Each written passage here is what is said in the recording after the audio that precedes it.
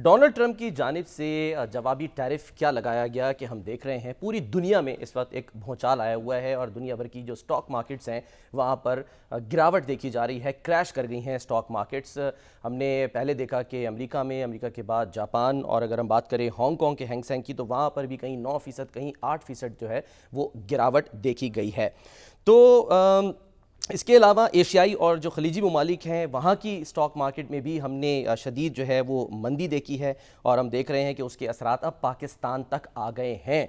और आज जो पाकिस्तान स्टॉक एक्सचेंज है वो भी एक मौके पर उसको हॉल्ट कर दिया गया, रोक दिया गया। 3882 पॉइंट्स जो हैं आज जब दिन का अख्ताम हुआ तो वहाँ पर हमने कमी देखी 100 इंडेक्स में, लेकिन एक मौका ऐसा आया था कि 6000 से ज़ायद पॉइंट जो है वो कमी देखी गई और यही वो मौका था जब ट्रेडिंग को रोक दिया गया था।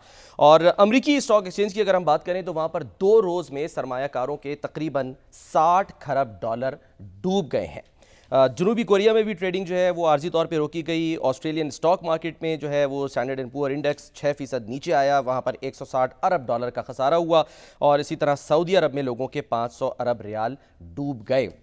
कतर, कुवैत, मस्कत, बहरीन, ये वो स्टॉक मार्केट्स हैं जहां पर गिरावट जो है वो देखी गई है। यही नहीं, हम ये कह सकते हैं कि डिजिटल करेंसी जो है उस पर भी इसके असरात आए हैं और बिटकॉइन जो है उसकी जो कीमत है उसमें 10% कमी आई है। इस तमाम तर सूरत हाल को लेकर हम देख रहे हैं कि डोनाल्ड ट्रंप के खिलाफ मुजाहरे भी हो रहे हैं और जिन ममालिक के खिलाफ उन्होंने जवाबी टैरिफ लगाया है वो ममालिक अब बातचीत करने के लिए भी तैयार हैं और बातचीत से इस मसले का हल चाहते हैं। ये मसला कैसे हल होगा, असल इसमें जो है वो मसला है क्या, वो हम इस प्रोग्राम में बात करेंगे। लेकिन जनाब पहले हम बात करेंगे बानी पीटीआई की, जो कि जेल के अंदर हैं और जेल के बाहर मौजूद पीटीआई रहनुमा अंदर की बातें बाहर ला रहे हैं और जो मुल्क से बाहर हमदर्द हैं वो अपने लीडर को बाहर लाने के लिए तगोदौ कर रहे हैं। खुद बानी पीटीआई भी चाहते हैं कि वो जल्द बाहर आ जाएं, लेकिन बाहर आने का रास्ता बातचीत से निकलेगा और बातचीत भी मुक़द्दरा से। इसका अंदाज़ा बानी पीटीआई को बखूबी है, बल्कि पहले दिन से है। और इस बात की कंफर्मेशन आज़म सवाती साहब, जो कि चंद रोज़ पहले बानी पीटीआई से मिलकर आए थे, उन्होंने एक वीडियो बयान में दी है। क्या कहा उन्होंने, पहले वो देखते हैं, फिर इस पर हम बात करेंगे। रामी साहब, क्या वाकई कोई बैक चैनल राब्ते शुरू हो गए हैं? कोई हम कह सकते हैं खिड़की खुली है या दरवाजे की जो कुंडी है वो खोली गई है?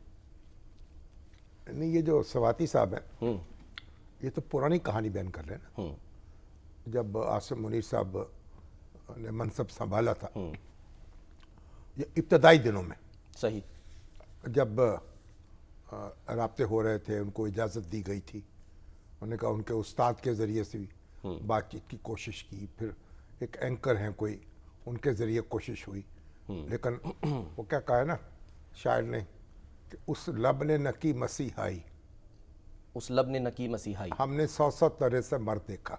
ओहो, तो वहाँ से जवाब मौसूल नहीं हुआ, दस्तक देते रहे, कुंडी नहीं खोली गई और वहीं का वहीं मामला खड़ा है। अच्छा। और असल में जो हमारे पीटीआई के रहनुमा हैं वो इस बात का इदराक नहीं कर पा रहे कि उन्होंने अपने सियासी हरीफों से रब्ता करना है। अच्छा। और उनसे बातचीत करनी है। जब वो इक़्तिदार में थे उस वक्त भी वो अपने सियासी हरीफों को अपने बराबर तस्लीम करने को तैयार नहीं थे, हाथ मिलाने के रवादार नहीं थे। और जब वो वाक़या हुआ अभिनंदन का, तो इंडिया ने ये जसारत की कि हमारी सरहदों को पार करने की कोशिश करे और निशाना बनाए फलाई। और इसके बाद फिर हमारी एयरफोर्स ने मार गिराया तैयारा। जी हाँ। उस वक्त भी जो मीटिंग हुई उसमें भी वो शरीक नहीं हुए थे। हालांकि जो अपोजिशन थी वो अपनी अपोजिशन के साथ नहीं बैठे थे। और अब अभी तक वो ये मामला जो है इसमें यकसुर नहीं हो सके। बीच में उन्होंने एक कमेटी मुकर्रर की थी, इनिशिएटिव हुआ था, और यानी हुकूमत के और पीटीआई के दरमियान मुज़ाकरात का आगाज़ हुआ था। बिल्कुल। लेकिन फिर उन्होंने उसे विड्रॉ कर लिया अपनी टीम को और मामला लटक गया। तो अब ये जो हमारे अली अमीन गंडापुर हैं, उनके करीबी हल्के भी ये कहते हैं कि वो भी कोई नामा प्याम ला रहे हैं, ले जा रहे हैं। और ये जो हैं सवाती साहब ने तो कुरान हाथ में लेकर ये सारी तफसील बयान की है। अब ये समझ में नहीं आया कि इस वक्त यानी यानी 1 साल से ज़्यादा अरसा गुजर गया, उनको इस वक्त ये तफसील बयान करने की क्या ज़रूरत महसूस हुई।